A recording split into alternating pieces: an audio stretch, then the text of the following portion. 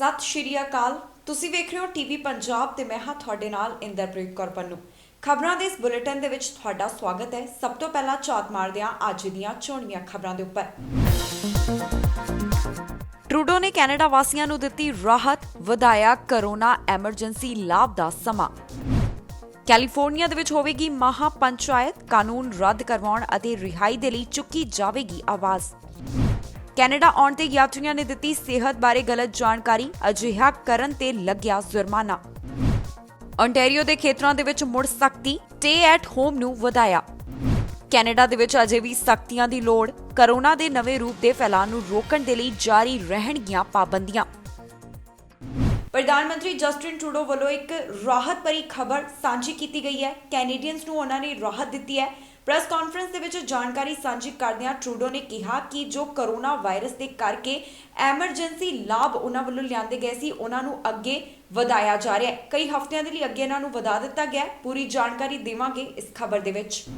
ਪ੍ਰਧਾਨ ਮੰਤਰੀ Justin Trudeau ਵੱਲੋਂ ਐਲਾਨ ਕੀਤਾ ਗਿਆ ਹੈ ਕਿ ਫੈਡਰਲ ਸਰਕਾਰ ਐਮਰਜੈਂਸੀ ਕੋਵਿਡ-19 ਬੈਨੀਫਿਟਸ ਨੂੰ ਐਕਸਟੈਂਡ ਕਰ ਰਹੀ ਹੈ। ਸਰਕਾਰ ਵੱਲੋਂ sickness benefit, care giving benefit ਅਤੇ ਕੈਨੇਡਾ ਰਿਕਵਰੀ ਬੈਨੀਫਿਟ ਨੂੰ ਅੱਗੇ ਵਧਾਇਆ ਜਾ ਰਿਹਾ ਹੈ, ਜਿਸ ਦਾ ਮਤਲਬ ਹੈ ਕਿ ਇਸ ਦੇ ਅਧੀਨ ਹੁਣ ਕੈਨੇਡਾ ਵਾਸੀ ਜ਼ਿਆਦਾ ਦੇਰ ਤੱਕ ਫਾਈਨੈਂਸ਼ੀਅਲ ਹੈਲਪ ਲੈ ਸਕਦੇ ਹਨ। ਕੈਨੇਡਾ ਰਿਕਵਰੀ ਬੈਨੀਫਿਟ ਨੂੰ ਹੋਰ 12 ਹਫ਼ਤਿਆਂ ਦੇ ਲਈ ਵਧਾਇਆ ਜਾ ਰਿਹਾ ਹੈ। ਇਸ ਦਾ ਐਲਾਨ ਪ੍ਰਧਾਨ ਮੰਤਰੀ ਜਸਟਿਨ ਟਰੂਡੋ ਵੱਲੋਂ ਪ੍ਰੈਸ ਕਾਨਫਰੰਸ ਦੇ ਦੌਰਾਨ ਕੀਤਾ ਗਿਆ। ਉਨ੍ਹਾਂ ਦੱਸਿਆ ਕਿ ਇੰਪਲੋਇਮੈਂਟ ਇੰਸ਼ੋਰੈਂਸ 50 ਹਫ਼ਤਿਆਂ ਦੇ ਲਈ ਜਾਰੀ ਹੋਵੇਗੀ, ਜਿਸ ਦਾ ਮਤਲਬ ਹੈ ਕਿ ਇਸ ਦੇ ਵਿੱਚ 24 ਹੋਰ ਹਫ਼ਤਿਆਂ ਦਾ ਵਾਧਾ ਕੀਤਾ ਗਿਆ ਹੈ। ਇਸ ਮੌਕੇ ਤੇ ਪ੍ਰਧਾਨ ਮੰਤਰੀ ਜਸਟਿਨ ਟਰੂਡੋ ਵੱਲੋਂ ਹੋਰ ਕਿਹੜੇ ਐਲਾਨ ਕੀਤੇ ਗਏ, ਤੁਹਾਨੂੰ ਸੁਣਾਉਂਦੇ ਹਾਂ ਉਹਨਾਂ ਦੀ ਜ਼ੁਬਾਨੀ। We're now in the ramp-up phase of our vaccine plan.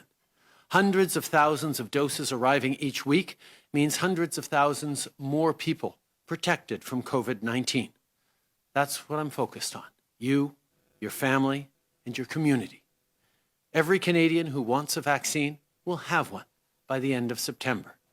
We're working with provinces and territories, we're working with companies from around the world, and we're working with our partners and allies. Earlier today, I joined the G7 leaders meeting. It was great to see the renewed energy and commitment to work together to tackle big issues. We talked about our shared challenges like climate change, the global economy, and the defense of human rights, democracy, and our shared values. We also had a very productive conversation about the global recovery and response to this pandemic. And of course, we talked about vaccines. I also discussed where we are in vaccines with the premiers at our 27th First Ministers meeting last night. We have shared an updated vaccine delivery schedule with the provinces and territories so that they're ready to roll out almost 1.5 million doses over the next 3 weeks. Vaccines are my top priority, and I know premiers feel the same. This is a tough virus to beat, but I know it's no match for Canadian teamwork and innovation. Just look at the results we're already seeing from our partnership with the CDL Rapid Screening Consortium to roll out tests to workplaces. 26 pilot sites, 12 employers across the country, and more than 5,000 screening tests done so far. California ਦੇ ਵਿੱਚ ਮਹਾ ਪੰਚਾਇਤ ਹੋਣ ਜਾ ਰਹੀ ਹੈ। ਇਸ ਦੇ ਲਈ 20 ਫਰਵਰੀ ਦਿਨ ਦੀ ਚੋਣ ਕੀਤੀ ਗਈ ਹੈ। 4 ਵਜੇ ਨੂੰ ਇਹ ਮਹਾ ਪੰਚਾਇਤ ਹੋਵੇਗੀ ਸ਼ਾਮ ਨੂੰ, ਜਿੱਥੇ ਮੁੱਦਾ ਕਿਸਾਨੀ ਦਾ ਚੁੱਕਿਆ ਜਾਏਗਾ। ਜਾਣੀ ਕਿ ਇਸ ਮਹਾ ਪੰਚਾਇਤ ਦੇ ਵਿੱਚ ਆਵਾਜ਼ ਬੁਲੰਦ ਕੀਤੀ ਜਾਵੇਗੀ ਕਿ ਭਾਰਤ ਦੀ ਸਰਕਾਰ ਖੇਤੀਬਾੜੀ ਦੇ ਨਾਲ ਸੰਬੰਧਿਤ ਜੋ 3 ਕਾਨੂੰਨ ਨੇ ਉਹਨਾਂ ਨੂੰ ਰੱਦ ਕਰੇ ਤੇ ਜਿਨ੍ਹਾਂ ਨੂੰ ਜੇਲ੍ਹ ਦੇ ਵਿੱਚ ਪਾਇਆ ਗਿਆ ਹੈ, ਜਾਣੀ ਗ੍ਰਿਫਤਾਰ ਕੀਤਾ ਗਿਆ ਹੈ, ਉਹਨਾਂ ਦੀ ਵੀ ਰਿਹਾਈ ਕੀਤੀ ਜਾਵੇ।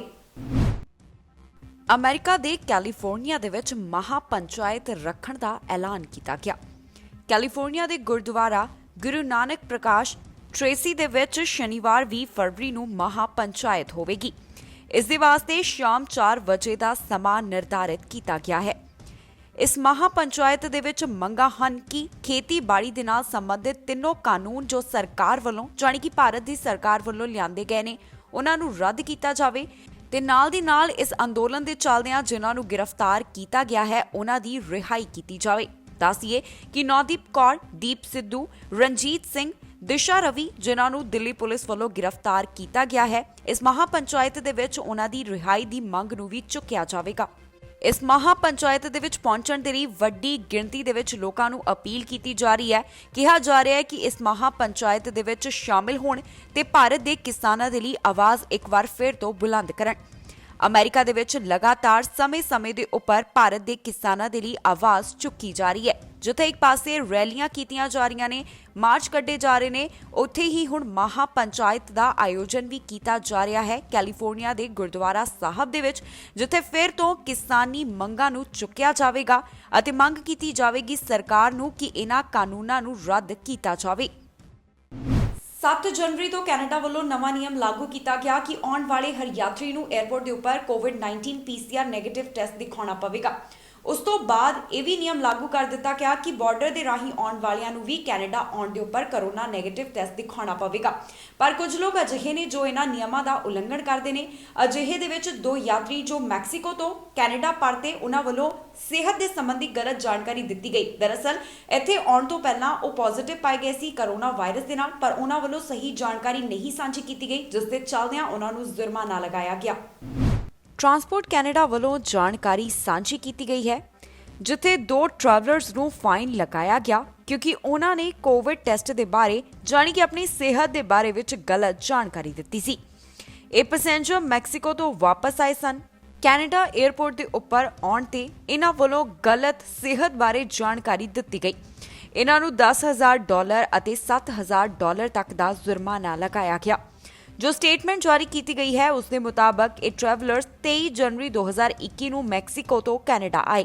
ਯਾਤਰੀ ਕੁਝ ਦਿਨ ਪਹਿਲਾਂ ਕੋਵਿਡ ਪੋਜ਼ਿਟਿਵ ਪਾਏ ਗਏ ਸਨ, ਪਰ ਇਹਨਾਂ ਵੱਲੋਂ ਆਪਣੀ ਸਿਹਤ ਦੇ ਬਾਰੇ ਵਿੱਚ ਗਲਤ ਇਨਫੋਰਮੇਸ਼ਨ ਦਿੱਤੀ ਗਈ। ਦੱਸ ਦਈਏ ਕਿ 7 ਜਨਵਰੀ ਤੋਂ ਕੈਨੇਡਾ ਦੇ ਵਿੱਚ ਨਿਯਮ ਲਾਗੂ ਕੀਤਾ ਗਿਆ ਹੈ ਕਿ ਇੱਥੇ ਆਉਣ ਵਾਲੇ ਹਰ ਯਾਤਰੀ ਨੂੰ 에ਅਰਪੋਰਟ ਦੇ ਉੱਪਰ ਆਪਣਾ ਕੋਵਿਡ-19 ਨੈਗੇਟਿਵ PCR ਟੈਸਟ ਦਿਖਾਉਣਾ ਲਾਜ਼ਮੀ ਹੈ। ਨਾਲ ਹੀ ਫਰਵਰੀ 15 ਤੋਂ ਹਰ ਬਾਰਡਰ ਰਾਹੀਂ ਆਉਣ ਵਾਲੇ ਯਾਤਰੀ ਨੂੰ ਵੀ ਕੈਨੇਡਾ ਆਉਣ ਤੇ ਆਪਣੀ ਕਰੋਨਾ ਨੈਗੇਟਿਵ ਟੈਸਟ ਦਿਖਾਉਣੀ ਲਾਜ਼ਮੀ ਕੀਤੀ ਗਈ ਹੈ। ਇਹ ਸਾਰੇ ਕਦਮ ਸਰਕਾਰ ਵੱਲੋਂ ਇੱਥੇ ਕਰੋਨਾ ਵਾਇਰਸ ਦੇ ਫੈਲਾਅ ਨੂੰ ਰੋਕਣ ਅਤੇ ਕਰੋਨਾ ਵਾਇਰਸ ਦੇ ਨਵੇਂ ਵੇਰੀਐਂਟ ਦੇ ਫੈਲਾਅ ਨੂੰ ਰੋਕਣ ਦੇ ਲਈ ਚੁੱਕੇ ਗਏ ਹਨ ਤੇ ਜਿਨ੍ਹਾਂ ਵੱਲੋਂ ਵੀ ਇਹਨਾਂ ਨਿਯਮਾਂ ਦਾ ਉਲੰਘਣ ਕੀਤਾ ਜਾਂਦਾ ਹੈ ਉਹਨਾਂ ਨੂੰ ਜੁਰਮਾਨਾ ਲਗਾਇਆ ਜਾ ਰਿਹਾ ਹੈ। ਇਹ ਜੋ ਯਾਤਰੀਆਂ ਨੂੰ ਫਾਈਨ ਲਗਾਇਆ ਗਿਆ, ਇਹਨਾਂ ਦਾ ਆਪਸੀ ਕੀ ਰਿਸ਼ਤਾ ਹੈ ਤੇ ਇਹਨਾਂ ਦੇ ਕੀ ਨਾਮ ਨੇ, ਇਸ ਨੂੰ ਜਨਤਕ ਨਹੀਂ ਕੀਤਾ ਗਿਆ। ਓਨਟਾਰੀਓ ਦੇ ਪ੍ਰੀਮੀਅਰ ਡਗ ਫੋਰਡ ਵੱਲੋਂ ਜਾਣਕਾਰੀ ਸਾਂਝੀ ਕੀਤੀ ਗਈ ਹੈ ਕਿ ਓਨਟਾਰੀਓ ਦੇ 3 ਖੇਤਰਾਂ ਦੇ ਵਿੱਚ ਸਟੇ ਐਟ ਹੋਮ ਜੋ ਆਰਡਰ ਹੈ ਉਸ ਨੂੰ ਅੱਗੇ ਵਧਾਇਆ ਜਾ ਰਿਹਾ ਹੈ। ਇਸ ਨੂੰ ਐਕਸਟੈਂਡ ਇਸ ਕਰਕੇ ਕੀਤਾ ਗਿਆ ਜੋ ਕਰੋਨਾ ਵਾਇਰਸ ਵੇਰੀਐਂਟ ਦੇ ਨਾਲ ਸੰਬੰਧਿਤ ਮਾਮਲੇ ਸਾਹਮਣੇ ਆ ਰਹੇ ਨੇ, ਉਹਨਾਂ ਦੇ ਉੱਪਰ ਲਗਾਮ ਲਗਾਈ ਜਾਵੇ, ਜਾਣੀ ਕਿ ਉਹਨਾਂ ਨੂੰ ਕੰਟਰੋਲ ਦੇ ਵਿੱਚ ਕੀਤਾ ਜਾਵੇ। ਓਨਟਾਰੀਓ ਵੱਲੋਂ ਸਟੇ ਐਟ ਹੋਮ ਆਰਡਰ ਦੇ ਬਾਰੇ ਵਿੱਚ ਜਾਣਕਾਰੀ ਸਾਂਝੀ ਕੀਤੀ ਹੈ। ਓਨਟਾਰੀਓ ਸਰਕਾਰ ਵੱਲੋਂ ਟੋਰਾਂਟੋ, ਪੀਲ ਅਤੇ ਨਾਰਥ ਬੇ ਪੈਰੀ ਸਾਊਂਡ ਦੇ ਵਿੱਚ ਸਟੇ ਐਟ ਹੋਮ ਨੂੰ ਵਧਾ ਦਿੱਤਾ ਹੈ, ਜਾਣੀ ਕਿ ਇਸ ਆਰਡਰ ਨੂੰ ਐਕਸਟੈਂਡ ਕਰ ਦਿੱਤਾ ਗਿਆ ਹੈ। ਇਹਨਾਂ ਰੀਜਨਸ ਨੂੰ ਰੈੱਡ ਜ਼ੋਨ ਦੇ ਵਿੱਚ ਰੱਖਿਆ ਗਿਆ। ਓਨਟਾਰੀਓ ਦੀ ਸਰਕਾਰ ਵੱਲੋਂ ਇਹ ਕਦਮ ਇਸ ਕਰਕੇ ਚੁੱਕਿਆ ਗਿਆ ਤਾਂ ਕਿ ਕਰੋਨਾ ਵਾਇਰਸ ਦੇ ਹਾਲਾਤਾਂ ਨੂੰ ਇੱਥੇ ਕਾਬੂ ਦੇ ਵਿੱਚ ਕੀਤਾ ਜਾਵੇ ਤੇ ਨਾਲ ਦੀ ਨਾਲ ਕਰੋਨਾ ਵੇਰੀਐਂਟ ਦੇ ਨਾਲ ਸੰਬੰਧਿਤ ਮਾਮਲਿਆਂ ਦੇ ਉੱਪਰ ਵੀ ਰੋਕ ਲਗਾਈ ਜਾ ਸਕੇ, ਜਾਣੀ ਕਿ ਇਹਨਾਂ ਦੇ ਫੈਲਾਅ ਨੂੰ ਵੀ ਰੋਕਿਆ ਜਾਵੇ। ਪ੍ਰੀਮੀਅਰ ਡਗ ਫੋਰਡ ਵੱਲੋਂ ਇਸ ਦੇ ਨਾਲ ਸੰਬੰਧਿਤ ਅਪਡੇਟ ਮੁਹੱਈਆ ਕਰਵਾਈ ਗਈ ਹੈ, ਜਿੱਥੇ ਉਹਨਾਂ ਇਸ ਦੇ ਬਾਰੇ ਵਿੱਚ ਜਾਣਕਾਰੀ ਸਾਂਝੀ ਕੀਤੀ। Earlier today, following the advice of the local health officials and the Chief Medical Officer of Health, we announced that the stay-at-home orders in the hardest-hit regions of the province will be extended for an additional 2 weeks. My friends, I've said from day one, nothing, and I mean nothing, is more important right now than keeping you and your loved ones safe. That's why I've been unwavering when it comes to supporting our local health officials. Dr. Davila, Dr. Lowe, they're on the ground. And it's my responsibility to support them, to support our municipal partners. So when they ask for more time, when Mayor Tory asks for more time as Premier, I will listen. My friends, I know we're all tired. I know we have all sacrificed so much. But there is hope on the horizon. The federal government has assured us that the vaccines we're in desperate need of, they're on their way. And it's our job to be ready when they finally arrive, and we are ready. Under the leadership of the ministers and General Hillier, we're making steady progress. Despite the delays in the vaccine shipments, to date, over 518,000 doses have been administered in Ontario. We have administered more vaccines than any other province in Canada, many of them to our most vulnerable, who now have the protection from this awful virus. And every day, we are seeing the benefits of these efforts. The numbers of long-term care homes in outbreak, the number of active cases among residents and staff, they're all falling. Now we're preparing for phase 2. We're working with public health units across the province, setting up mass vaccination sites. I've visited some of them firsthand here in Toronto and in York Region, and I look forward to visiting more as they're stood up. It's truly remarkable what our frontline partners have been able to do. We said we'd be ready, and we will be. But we can't let our guard down now. Not yet. Until vaccines are widely available, people must continue to follow public health guidelines and stay home as much as possible. And before I finish, I want to thank the federal government for the announcement on the changes to their sick pay program. They listened to our calls to strengthen the program. This is great news for workers, and it's a sign of what we can do when we all work together. Thank you, and God bless the people of Ontario.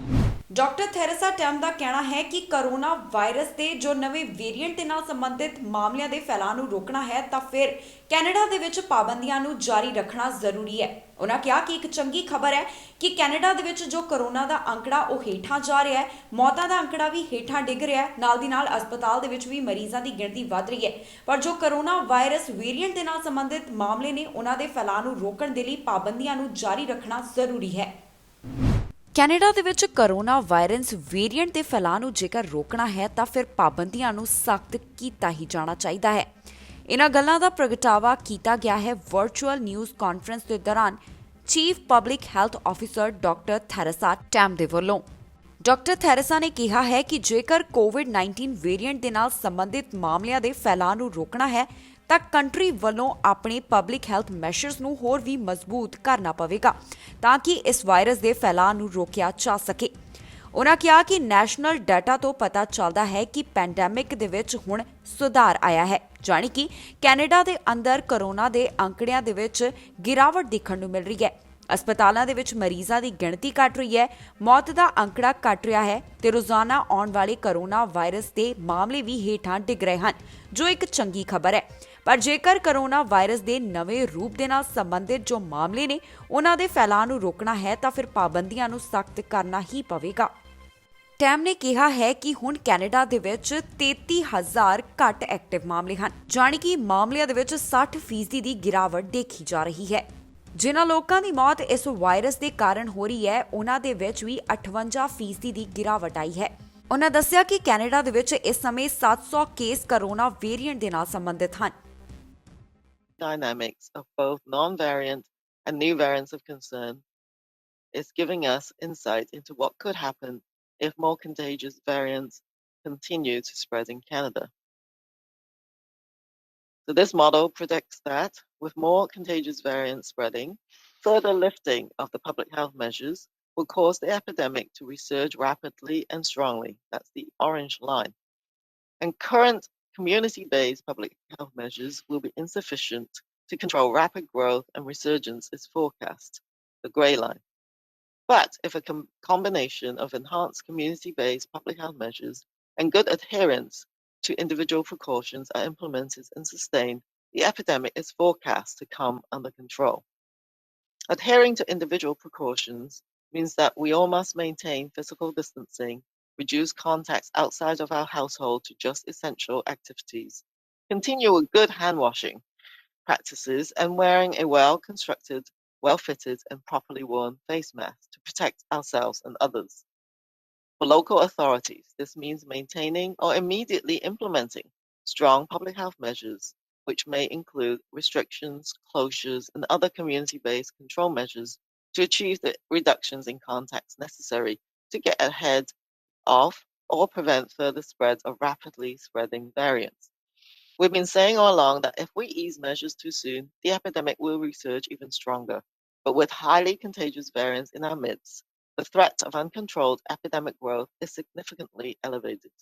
This is why measures must be stronger, stricter, and sustained long enough to suppress rapid epidemic growth of various variants of concern. America ਦੇ ਸਾਬਕਾ ਰਾਸ਼ਟਰਪਤੀ Donald Trump ਦੀ building ਨੂੰ ਢਹਿ ਢੇਰੀ ਕਰ ਦਿੱਤਾ ਗਿਆ।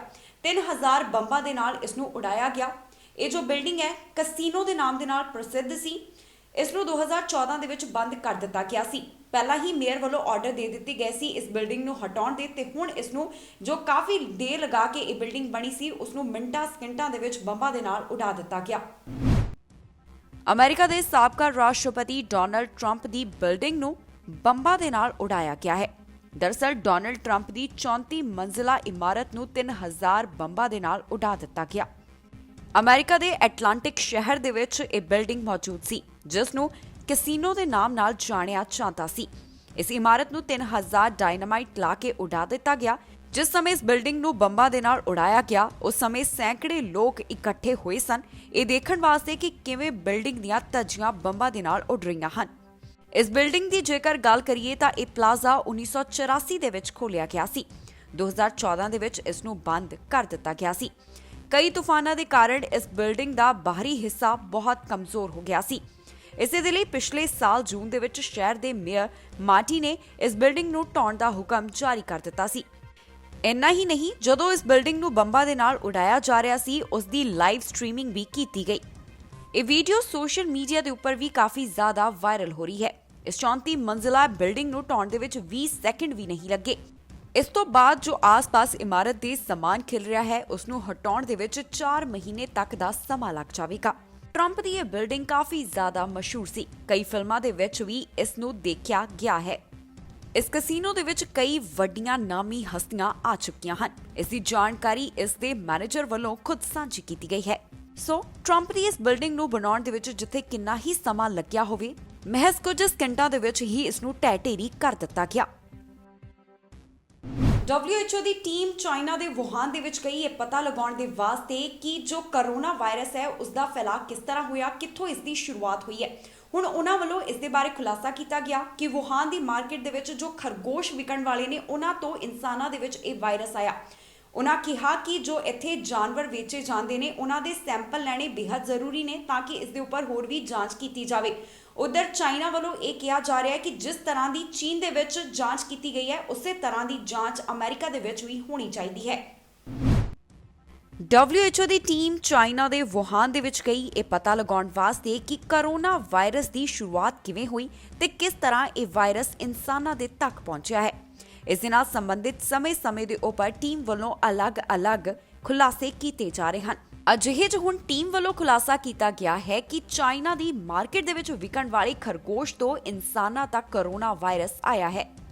ਜਾਂਚ ਦੇ ਵਿੱਚ ਲੱਗੀ ਟੀਮ ਨੇ ਕਿਹਾ ਹੈ ਕਿ ਇਸ ਦੀ ਸਪਸ਼ਟ ਤੌਰ ਦੇ ਉੱਪਰ ਪੁਸ਼ਟੀ ਕਰਨ ਦੇ ਲਈ ਵੁਹਾਨ ਮਾਰਕੀਟ ਦੇ ਵਿੱਚ ਇਹਨਾਂ ਜਾਨਵਰਾਂ ਦੀ ਸਪਲਾਈ ਕਰਨ ਵਾਲਿਆਂ ਅਤੇ ਹੋਰ ਜਾਨਵਰਾਂ ਦੀ ਜਾਂਚ ਦੀ ਲੋੜ ਹੈ। ਇੱਥੇ ਜਾਇਜ਼ ਜਾਂ ਫਿਰ ਨਾਜਾਇਜ਼ ਤੌਰ ਦੇ ਉੱਪਰ ਵਿਕਣ ਵਾਲੇ ਹਰ ਜਾਨਵਰ ਦੀ ਸੂਚੀ ਹੋਣੀ ਜ਼ਰੂਰੀ ਹੈ। WHO ਦੀ ਟੀਮ ਨੇ 4 ਹਫ਼ਤੇ ਚੀਨ ਦੇ ਵੁਹਾਨ ਦੇ ਵਿੱਚ ਰਹਿਣ ਤੋਂ ਬਾਅਦ ਆਪਣੀ ਜਾਂਚ ਪੂਰੀ ਕਰ ਲਈ ਹੈ, ਪਰੰਤੂ ਸਾਰੇ ਸਵਾਲਾਂ ਦੇ ਜਵਾਬ ਅਜੇ ਮਿਲਣੇ ਬਾਕੀ ਹਨ। ਟੀਮ ਨੇ ਇਹ ਜ਼ਰੂਰ ਦੱਸਿਆ ਹੈ ਕਿ ਕਿਸੇ ਵੀ ਲੈਬ ਦੇ ਵਿੱਚ ਕਰੋਨਾ ਦੇ ਵਾਇਰਸ ਦੇ ਬਣਾਏ ਜਾਣ ਦੇ ਕੋਈ ਸਬੂਤ ਨਹੀਂ ਮਿਲੇ। ਕਰੋਨਾ ਵਾਇਰਸ ਦੇ ਫੈਲਣ ਦੇ ਵਿੱਚ ਵੁਹਾਨ ਦੀ ਮਾਰਕੀਟ ਦਾ ਕੀ ਰੋਲ ਹੈ ਅਜੇ ਇਹ ਸਾਫ਼ ਨਹੀਂ ਹੋ ਸਕਿਆ। WHO ਦੀ ਟੀਮ ਜੋ ਜਾਣਕਾਰੀਆਂ ਚਾਈਨਾ ਤੋਂ ਚਾਹੁੰਦੀ ਸੀ ਚਾਈਨਾ ਵੱਲੋਂ ਉਸ ਨੂੰ ਦੇਣ ਤੋਂ ਨਾ ਕਰ ਦਿੱਤੀ ਗਈ। ਇਸ ਦੇ ਲਈ ਜੋ ਅੰਕੜੇ ਇਸ ਟੀਮ ਨੂੰ ਪ੍ਰਾਪਤ ਹੋਏ ਉਸ ਤੋਂ ਬਾਅਦ ਹੀ ਉਹਨਾਂ ਨੂੰ ਜਾਂਚ ਕਰਨੀ ਪਈ ਹੈ। ਵੁਹਾਨ ਦੇ ਵਿੱਚ ਕਰੋਨਾ ਦੇ ਫੈਲਾਅ ਦੀ ਜਾਂਚ ਤੋਂ ਬਾਅਦ ਹੁਣ ਚੀਨ ਨੇ WHO ਨੂੰ ਇਹ ਕਿਹਾ ਹੈ ਕਿ ਇਸ ਤਰ੍ਹਾਂ ਦੀ ਜਾਂਚ ਅਮਰੀਕਾ ਦੇ ਵਿੱਚ ਵੀ ਕਰਨੀ ਚਾਹੀਦੀ ਹੈ। ਉਹਨਾਂ ਕਿਹਾ ਕਿ ਜਿਸ ਤਰ੍ਹਾਂ ਜਾਂਚ ਦੇ ਵਿੱਚ ਅਸੀਂ ਸਹਿਯੋਗ ਕੀਤਾ ਹੈ America we WHO the team ਨੂੰ ਉਸੇ ਤਰ੍ਹਾਂ ਜਾਂਚ ਕਰਨ ਦੇ ਵਿੱਚ ਸਹਿਯੋਗ ਦੇਵੇ। ਅਮਰੀਕਾ ਤੋਂ ਇਮੀਗ੍ਰੇਸ਼ਨ ਦੇ ਨਾਲ ਸੰਬੰਧਿਤ ਅਪਡੇਟ ਸਾਹਮਣੇ ਆਈ ਹੈ। ਦਰਅਸਲ ਟਰੰਪ ਪ੍ਰਸ਼ਾਸਨ ਵੱਲੋਂ ਇਮੀਗ੍ਰੇਸ਼ਨ ਦੇ ਕਈ ਮੁੱਦਿਆਂ ਦੇ ਉੱਪਰ ਸਖਤੀ ਕੀਤੀ ਗਈ। ਜੋ ਬਾਈਡਨ ਵੱਲੋਂ ਅਹੁਦਾ ਸੰਭਾਲਦਿਆਂ ਕਈ ਫੈਸਲਿਆਂ ਨੂੰ ਬਦਲਿਆ ਗਿਆ ਹੈ। ਇਸੇ ਦੇ ਚੱਲਦਿਆਂ ਉਹਨਾਂ ਵੱਲੋਂ ਕਈ ਫੈਸਲਿਆਂ ਦੇ ਵਿੱਚ ਅੱਗੇ ਦੀ ਅੱਗੇ ਤਬਦੀਲੀਆਂ ਲਿਆਂਦੀਆਂ ਜਾ ਰਹੀਆਂ ਨੇ। ਜੋ ਨਵੀਂ ਚੇਂਜ ਉਹਨਾਂ ਵੱਲੋਂ ਲਿਆਂਦੀ ਗਈ ਹੈ ਉਸ ਦੇ ਨਾਲ ਸਿੱਧੇ ਤੌਰ ਦੇ ਉੱਪਰ ਭਾਰਤੀਆਂ ਨੂੰ ਕਾਫੀ ਜ਼ਿਆਦਾ ਫਾਇਦਾ ਹੋਵੇਗਾ। ਕੀ ਤਬਦੀਲੀ ਆਈ ਹੈ, ਕਿਸ ਮਾਮਲੇ ਦੇ ਵਿੱਚ ਤਬਦੀਲੀ ਕੀਤੀ ਗਈ ਹੈ, ਦੱਸਾਂਗੇ ਇਸ ਖਬਰ ਦੇ ਵਿੱਚ। ਅਮਰੀਕਾ ਦੇ ਸਾਬਕਾ ਰਾਸ਼ਟਰਪਤੀ ਡੋਨਲਡ ਟਰੰਪ ਵੱਲੋਂ ਕਈ ਇਮੀਗ੍ਰੇਸ਼ਨ ਦੇ ਮਾਮਲਿਆਂ ਦੇ ਵਿੱਚ ਤਬਦੀਲੀਆਂ ਕੀਤੀਆਂ ਗਈਆਂ ਸਨ। ਜੋ ਬਾਈਡਨ ਨੇ ਅਹੁਦਾ ਸੰਭਾਲਿਆ ਇਸ ਦੇ ਨਾਲ ਹੀ ਬਾਈਡਨ ਪ੍ਰਸ਼ਾਸਨ ਵੱਲੋਂ ਟਰੰਪ ਦੇ ਕਈ ਫੈਸਲਿਆਂ ਨੂੰ ਬਦਲਿਆ ਗਿਆ। ਇਮੀਗ੍ਰੇਸ਼ਨ ਦੇ ਨਾਲ ਸੰਬੰਧਿਤ ਇੱਕ ਅਪਡੇਟ ਅਮਰੀਕਾ ਤੋਂ ਸਾਹਮਣੇ ਆਈ ਹੈ। ਅਮਰੀਕੀ ਸੰਸਦ ਦੇ ਵਿੱਚ ਨਾਗਰਿਕ ਬਿੱਲ 2021 ਨੂੰ ਪੇਸ਼ ਕੀਤਾ ਗਿਆ ਹੈ। ਇਸ ਬਿੱਲ ਦੇ ਨਾਲ ਭਾਰਤੀਆਂ ਨੂੰ ਵੱਡਾ ਫਾਇਦਾ ਹੋਵੇਗਾ। ਜੋ ਸਿਟੀਜ਼ਨਸ਼ਿਪ ਬਿੱਲ 2021 ਸੰਸਦ ਦੇ ਵਿੱਚ ਪੇਸ਼ ਕੀਤਾ ਗਿਆ ਹੈ, ਇਸ ਦੇ ਨਾਲ ਗ੍ਰੀਨ ਕਾਰਡ ਦੇ ਲਈ ਕਿਸੇ ਵੀ ਦੇਸ਼ ਦੇ ਇਮੀਗ੍ਰੈਂਟ ਦੀ ਗਿਣਤੀ ਸੀਮਤ ਕਰਨ ਤੇ ਪਹਿਲਾਂ ਲਗਾਈ ਗਈ ਰੋਕ ਖਤਮ ਕੀਤੀ ਜਾਵੇਗੀ। ਨਿਯਮ ਬਣਨ ਦੇ ਬਾਅਦ H-1B ਵੀਜ਼ਾ ਧਾਰਕਾਂ ਦੇ ਉੱਪਰ ਡਿਪੈਂਡੈਂਟ ਰਹਿਣ ਵਾਲਿਆਂ ਨੂੰ ਵੀ ਕੰਮ ਕਰਨ ਦੀ ਇਜਾਜ਼ਤ ਮਿਲੇਗੀ। ਅਮਰੀਕਾ ਦੇ ਵਿੱਚ ਟੈਕਨੋਲੋਜੀ ਖੇਤਰ ਵਿੱਚ ਕੰਮ ਕਰਨ ਵਾਲੇ ਹਜ਼ਾਰਾਂ ਭਾਰਤੀਆਂ ਨੂੰ ਇਸ ਦਾ ਫਾਇਦਾ ਹੋਵੇਗਾ। ਅਮਰੀਕਾ ਦੇ ਦੋਨਾਂ ਸਦਨਾਂ ਦੇ ਵਿੱਚ ਬਿੱਲ ਪਾਸ ਹੋਣ ਤੋਂ ਬਾਅਦ ਰਾਸ਼ਟਰਪਤੀ ਜੋ ਬਾਈਡਨ ਦੇ ਸਾਈਨ ਤੋਂ ਬਾਅਦ ਕਾਨੂੰਨ ਬਣੇ ਜਾਣ ਤੋਂ ਬਾਅਦ ਬਿਨਾਂ ਦਸਤਾਵੇਜ਼ਾਂ ਦੇ ਰਹਿ ਰਹੇ ਲੱਖਾਂ ਲੋਕਾਂ ਨੂੰ ਨਾਗਰਿਕਤਾ ਮਿਲਣ ਦਾ ਰਾਹ ਪੱਧਰਾ ਹੋ ਜਾਵੇਗਾ। ਕਾਨੂੰਨ ਬਣਨ ਤੋਂ ਬਾਅਦ ਇਸ ਮਹੱਤਵਪੂਰਨ ਕਦਮ ਦੇ ਤਹਿਤ ਗ੍ਰੀਨ ਕਾਰਡ ਦੇ ਲਈ 10 ਸਾਲ ਤੋਂ ਵੱਧ ਸਮੇਂ ਦਾ ਇੰਤਜ਼ਾਰ ਕਰ ਰਹੇ ਪ੍ਰੋਫੈਸ਼ਨਲਸ ਨੂੰ ਪਰਮਨੈਂਟ ਰਹਿਣ ਦੀ ਮਨਜ਼ੂਰੀ ਮਿਲ ਜਾਵੇਗੀ। ਇਸ ਕਾਨੂੰਨ ਦੇ ਬਣਨ ਦੇ ਨਾਲ ਸਭ ਤੋਂ ਜ਼ਿਆਦਾ ਫਾਇਦਾ ਭਾਰਤੀਆਂ ਨੂੰ ਹੋਵੇਗਾ। ਬਾਈਡਨ ਨੇ 20 ਜਨਵਰੀ ਨੂੰ ਸਹੁੰ ਚੁੱਕਣ ਤੋਂ ਬਾਅਦ ਇਸ ਬਿੱਲ ਨੂੰ ਸੰਸਦ ਦੇ ਲਈ ਭੇਜ ਦਿੱਤਾ ਸੀ। ਇਸ ਦੇ ਤਹਿਤ ਰੋਜ਼ਗਾਰ ਆਧਾਰਿਤ ਪੈਂਡਿੰਗ ਵੀਜ਼ਾ ਨੂੰ ਮਨਜ਼ੂਰੀ ਦਿੱਤੀ ਜਾਵੇਗੀ। ਹਰ ਦੇਸ਼ ਤੇ ਵੀਜ਼ਾ ਦੇ ਲਈ ਲਗਾਈ ਗਈ ਸੀਮਾ ਖਤਮ ਕੀਤੀ ਜਾਵੇਗੀ ਅਤੇ ਉਡੀਕ ਸਮੇਂ ਨੂੰ ਵੀ ਘਟਾ ਦਿੱਤਾ ਜਾਵੇਗਾ। ਪ੍ਰਿੰਸ ਐਡਵਰਡ ਆਈਲੈਂਡ ਵੱਲੋਂ ਆਪਣੇ ਨਵੇਂ PNP ਡਰਾਅ ਦਾ ਐਲਾਨ ਕੀਤਾ ਗਿਆ। ਇਸ ਦੇ ਤਹਿਤ 121 ਇਨਵੀਟੇਸ਼ਨ ਯਾਨੀ ਕਿ ਕੈਂਡੀਡੇਟਸ ਨੂੰ ਸੱਦੇ ਜਾਰੀ ਕੀਤੇ ਗਏ ਹਨ। ਪ੍ਰਿੰਸ ਐਡਵਰਡ ਆਈਲੈਂਡ ਵੱਲੋਂ ਆਪਣੇ PNP ਡਰਾਅ ਦਾ ਐਲਾਨ ਕੀਤਾ ਗਿਆ। ਇਸ ਡਰਾਅ ਦੇ ਤਹਿਤ 121 ਇਮੀਗ੍ਰੇਸ਼ਨ ਕੈਂਡੀਡੇਟਸ ਨੂੰ ਸੱਦੇ ਜਾਰੀ ਕੀਤੇ ਗਏ। ਇਹ ਡਰਾਅ ਫਰਵਰੀ 18 ਨੂੰ ਕੱਢਿਆ ਗਿਆ। Prince Edward island provincial nominee ਵੱਲੋਂ 121 ਇਨਵੀਟੇਸ਼ਨ ਜਾਰੀ ਕੀਤੇ ਗਏ, ਜਿਨ੍ਹਾਂ ਦੇ ਵਿੱਚੋਂ ਜ਼ਿਆਦਾਤਰ ਸੱਦੇ ਯਾਨੀ ਕਿ 102 ਇਨਵੀਟੇਸ਼ਨ ਐਕਸਪ੍ਰੈਸ ਐਂਟਰੀ ਅਤੇ ਲੇਬਰ ਇੰਪੈਕਟ ਕੈਂਡੀਡੇਟਸ ਨੂੰ ਦਿੱਤੇ ਗਏ। 19 ਇਨਵੀਟੇਸ਼ਨ ਬਿਜ਼ਨਸ ਇੰਪੈਕਟ ਕੈਂਡੀਡੇਟਸ ਨੂੰ ਦਿੱਤੇ ਗਏ। ਇਸ ਵਾਸਤੇ ਘੱਟੋ-ਘੱਟ 82 ਪੁਆਇੰਟਸ ਦੀ ਜ਼ਰੂਰਤ ਸੀ। ਪ੍ਰੋਵਿੰਸ਼ੀਅਲ ਨੋਮੀਨੀ ਪ੍ਰੋਗਰਾਮ ਦੇ ਵੱਲੋਂ ਉਹਨਾਂ ਇਮੀਗ੍ਰੇਸ਼ਨ ਕੈਂਡੀਡੇਟਸ ਦੀ ਚੋਣ ਕੀਤੀ ਜਾਂਦੀ ਹੈ ਜੋ ਲੇਬਰ ਮਾਰਕੀਟ ਨੀਡਸ ਨੂੰ ਪੂਰਾ ਕਰਦੇ ਹਨ। ਲੇਬਰ ਮਾਰਕੀਟ ਕੈਟਾਗਰੀ ਉਹਨਾਂ ਫੋਰਨ ਨੈਸ਼ਨਲਸ ਦੇ ਲਈ ਹੈ ਜਿਨ੍ਹਾਂ ਕੋਲ PEI ਵਿੱਚ ਵੈਲਿਡ ਜੌਬ ਹੈ। ਇਸ ਨੂੰ 3 ਸਟਰੀਮਸ ਦੇ ਵਿੱਚ ਡਿਵਾਈਡ ਕੀਤਾ ਗਿਆ ਹੈ: ਸਕਿਲਡ ਵਰਕਰ, ਕ੍ਰਿਟੀਕਲ ਵਰਕਰ ਅਤੇ ਇੰਟਰਨੈਸ਼ਨਲ ਗ੍ਰੈਜੂਏਟਸ। ਇਸ ਕੈਟਾਗਰੀ ਵਾਲੇ ਕੈਂਡੀਡੇਟਸ ਨੂੰ EOI ਸਬਮਿਟ ਕਰਾਉਣੀ ਜ਼ਰੂਰੀ ਹੁੰਦੀ ਹੈ। ਦੱਸਿਏ ਕਿ ਕੈਨੇਡਾ ਦੇ ਵੱਖ-ਵੱਖ ਪ੍ਰੋਵਿੰਸਸ ਵੱਲੋਂ PNP ਡਰਾਅ ਐਲਾਨ ਕੀਤੇ ਜਾ ਰਹੇ ਹਨ, ਜਿਸ ਦੇ ਤਹਿਤ ਵੱਖ-ਵੱਖ ਇਮੀਗ੍ਰੈਂਟਸ ਨੂੰ ਇਨਵੀਟੇਸ਼ਨ ਜਾਰੀ ਕੀਤੇ ਜਾ ਰਹੇ ਹਨ। ਅਜਿਹਾ ਹੀ ਹੁਣ ਨਵਾਂ ਡਰਾਅ ਪ੍ਰਿੰਸ ਐਡਵਰਡ ਆਈਲੈਂਡ ਵੱਲੋਂ ਕੱਢਿਆ ਗਿਆ, ਜਿਸ ਦੇ ਤਹਿਤ 121 ਇਨਵੀਟੇਸ਼ਨ ਜਾਰੀ ਕਰ ਦਿੱਤੇ ਗਏ ਨੇ। ਇਸ ਖਬਰ ਦੇ ਵਿੱਚ ਜਾਣਕਾਰੀ ਤੁਹਾਡੇ ਨਾਲ ਸਾਂਝੀ ਕਰਾਂਗੇ ਕਿ ਕੈਨੇਡਾ ਦੇ ਕਿਸ ਹਿੱਸੇ ਤੋਂ ਕਰੋਨਾ ਵਾਇਰਸ ਦੇ ਨਾਲ ਜੁੜੇ ਕਿੰਨੇ ਮਾਮਲਿਆਂ ਦੀ ਪੁਸ਼ਟੀ ਹੋਈ ਹੈ। ਨਾਲ ਦੀ ਨਾਲ ਇਹ ਵੀ ਦੱਸਾਂਗੇ ਕਿ ਇਸ ਸਮੇਂ ਕੈਨੇਡਾ ਦੇ ਵਿੱਚ ਕੀ ਹੈ ਕੇਸਿਸ ਓਵਰਵਿਊ, ਜਾਣੀ ਕਿ ਕਰੋਨਾ ਦੀ ਕੀ ਹੈ ਸਥਿਤੀ। 24 ਘੰਟਿਆਂ ਦੌਰਾਨ ਓਨਟਾਰੀਓ ਤੋਂ 1000 ਤੋਂ ਜ਼ਿਆਦਾ ਮਾਮਲਿਆਂ ਦੀ ਪੁਸ਼ਟੀ ਹੋਈ ਹੈ। ਇੱਥੇ 1150 ਨਵੇਂ ਕਰੋਨਾ ਵਾਇਰਸ ਦੇ ਮਾਮਲਿਆਂ ਦੀ ਪੁਸ਼ਟੀ ਹੋਈ। ਇਸ ਪ੍ਰੋਵਿੰਸ ਦੇ ਵਿੱਚ 47 ਮੌਤਾਂ ਇਸ ਵਾਇਰਸ ਦੇ ਕਾਰਨ ਦਰਜ ਕੀਤੀਆਂ ਗਈਆਂ। ਆਫੀਸ਼ੀਅਲਸ ਦੇ ਵੱਲੋਂ ਜਾਣਕਾਰੀ ਦਿੱਤੀ ਗਈ ਹੈ ਕਿ ਇਸ ਸਮੇਂ 699 ਮਰੀਜ਼ ਹਸਪਤਾਲ ਦੇ ਵਿੱਚ ਨੇ, ਜਿਨ੍ਹਾਂ ਵਿੱਚੋਂ 269 ਇੰਟੈਂਸਿਵ ਕੇਅਰ ਅਧੀਨ ਹਨ ਅਤੇ 190 ਵੈਂਟੀਲੇਟਰ ਦੇ ਉੱਪਰ ਨੇ। ਪਿਛਲੇ 24 ਘੰਟਿਆਂ ਦੌਰਾਨ 1255 ਦੇ ਕਰੀਬ ਰਿਕਵਰਡ ਮਾਮਲੇ ਹਨ। ਹੁਣ ਤੱਕ ਇੱਥੇ 2,90,771 ਦੇ ਕਰੀਬ ਕੁੱਲ ਕਰੋਨਾ ਦੇ ਮਾਮਲੇ ਸਾਹਮਣੇ ਆ ਚੁੱਕੇ ਹਨ। ਟੋਰਾਂਟੋ ਤੋਂ 376, ਪੀਲ ਤੋਂ 264 ਅਤੇ ਯਾਰਕ ਰੀਜਨ ਤੋਂ 108 ਕਰੋਨਾ ਵਾਇਰਸ ਦੇ ਮਾਮਲੇ ਰਿਪੋਰਟ ਕੀਤੇ ਗਏ। ਕਿਬੈਕ ਦੇ ਵਿੱਚ ਅਗਲੇ ਸ਼ੁੱਕਰਵਾਰ ਤੋਂ ਮੂਵੀ ਥੀਏਟਰ, ਇੰਡੋਰ ਰਿੰਗਸ ਅਤੇ ਪੂਲਸ ਨੂੰ ਖੋਲ੍ਹਣ ਦੀ ਇਜਾਜ਼ਤ ਦੇ ਦਿੱਤੀ ਗਈ ਹੈ। ਬੀਤੇ 24 ਘੰਟਿਆਂ ਦੌਰਾਨ ਇੱਥੋਂ 800 ਕਰੋਨਾ ਵਾਇਰਸ ਦੇ ਮਾਮਲੇ ਸਾਹਮਣੇ ਆਏ ਅਤੇ 14 ਮੌਤਾਂ ਰਿਕਾਰਡ ਕੀਤੀਆਂ ਗਈਆਂ। ਹੁਣ ਤੱਕ ਇੱਥੇ 2,80,687 ਕਨਫਰਮਡ ਕੇਸ ਹਨ। 10,278 ਦੇ ਕਰੀਬ ਹੁਣ ਤੱਕ ਲੋਕਾਂ ਦੀ ਜਾਨ ਜਾ ਚੁੱਕੀ ਹੈ। ਹਸਪਤਾਲ ਦੇ ਵਿੱਚ 723 ਮਰੀਜ਼ ਨੇ, 127 ਇੰਟੈਂਸਿਵ ਕੇਅਰ ਅਧੀਨ ਹਨ। ਪਿਛਲੇ 24 ਘੰਟਿਆਂ ਦੌਰਾਨ ਇੱਥੇ 9,202 ਕਰੋਨਾ ਵੈਕਸੀਨ ਦੀਆਂ ਡੋਜ਼ਸ ਦਿੱਤੀਆਂ ਗਈਆਂ। ਮੈਨੀਟੋਬਾ ਤੋਂ 3 ਅਜਿਹੇ ਮਾਮਲੇ ਸਾਹਮਣੇ ਆਏ ਜੋ ਕਿ ਕਰੋਨਾ ਵਾਇਰਸ ਵੇਰੀਐਂਟ ਦੇ ਨਾਲ ਜੁੜੇ ਹੋਏ ਹਨ। ਮਾਮਲੇ UK ਵੇਰੀਐਂਟ ਦੇ ਨਾਲ ਸੰਬੰਧਿਤ ਹਨ, ਜਿਸ ਦੀ ਜਾਣਕਾਰੀ ਦਿੱਤੀ ਗਈ ਹੈ। ਮੈਨੀਟੋਬਾ ਤੋਂ 139 ਨਵੇਂ ਕਰੋਨਾ ਵਾਇਰਸ ਦੇ ਮਾਮਲਿਆਂ ਦੀ ਵੀ ਪੁਸ਼ਟੀ ਹੋਈ ਹੈ। ਕੈਨੇਡਾ ਤੋਂ ਹੁਣ ਤੱਕ 8,33,000 ਦੇ ਕਰੀਬ ਮਾਮਲੇ ਸਾਹਮਣੇ ਆ ਚੁੱਕੇ ਹਨ। 21,420 ਦੇ ਕਰੀਬ ਲੋਕਾਂ ਦੀ ਜਾਨ ਇਸ ਵਾਇਰਸ ਦੇ ਕਰਕੇ ਜਾ ਚੁੱਕੀ ਹੈ। 7,78,000 ਅਜਿਹੇ ਮਾਮਲੇ ਹਨ ਜਿਨ੍ਹਾਂ ਨੇ ਕੋਵਿਡ-19 ਨੂੰ ਮਾਤ ਦਿੱਤੀ, ਜਾਣੀ ਕਿ ਰਿਕਵਰਡ ਕੇਸ ਹਨ। ਇਸ ਦੇ ਨਾਲ ਹੀ ਜਾਂਦੇ ਇੱਕ ਵਾਰ ਫਿਰ ਤੋਂ ਝਾਤ ਮਾਰਦੇ ਹਾਂ ਅੱਜ ਦੀਆਂ ਚੁਣਵੀਆਂ ਖਬਰਾਂ ਦੇ ਉੱਪਰ।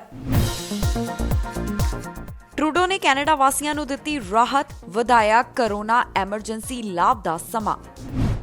ਕੈਲੀਫੋਰਨੀਆ ਦੇ ਵਿੱਚ ਹੋਵੇਗੀ ਮਹਾ ਪੰਚਾਇਤ, ਕਾਨੂੰਨ ਰੱਦ ਕਰਵਾਉਣ ਅਤੇ ਰਿਹਾਈ ਦੇ ਲਈ ਚੁੱਕੀ ਜਾਵੇਗੀ ਆਵਾਜ਼। ਕੈਨੇਡਾ ਆਉਣ ਤੇ ਯਾਤਰੀਆਂ ਨੇ ਦਿੱਤੀ ਸਿਹਤ ਬਾਰੇ ਗਲਤ ਜਾਣਕਾਰੀ, ਅਜਿਹਾ ਕਰਨ ਤੇ ਲੱਗਿਆ ਜੁਰਮਾਨਾ। ontario ਦੇ ਖੇਤਰਾਂ ਦੇ ਵਿੱਚ ਮੁੜ ਸਖਤੀ, ਸਟੇ ਐਟ ਹੋਮ ਨੂੰ ਵਧਾਇਆ। ਕੈਨੇਡਾ ਦੇ ਵਿੱਚ ਅਜੇ ਵੀ ਸਖਤੀਆਂ ਦੀ ਲੋੜ, ਕਰੋਨਾ ਦੇ ਨਵੇਂ ਰੂਪ ਦੇ ਫੈਲਾਅ ਨੂੰ ਰੋਕਣ ਦੇ ਲਈ ਜਾਰੀ ਰਹਿਣਗੀਆਂ ਪਾਬੰਦੀਆਂ। ਖਬਰਾਂ ਦੇ ਇਸ ਬੁਲੇਟਿਨ ਦੇ ਵਿੱਚ ਇੰਨਾ ਹੀ। ਨਵੀਆਂ ਤੇ ਤਾਜ਼ੀਆਂ ਖਬਰਾਂ ਲੈ ਕੇ ਫਿਰ ਤੋਂ ਹਾਜ਼ਰ ਹੋਵਾਂਗੇ। ਫਿਲਹਾਲ ਮੈਨੂੰ ਇੰਦਰਪ੍ਰੀਤ ਕੌਰ ਪੰਨੂ ਨੂੰ ਦਿਓ ਇਜਾਜ਼ਤ ਤੇ ਤੁਸੀਂ ਵੇਖਦੇ ਰਹੋ ਟੀਵੀ ਪੰਜਾਬ।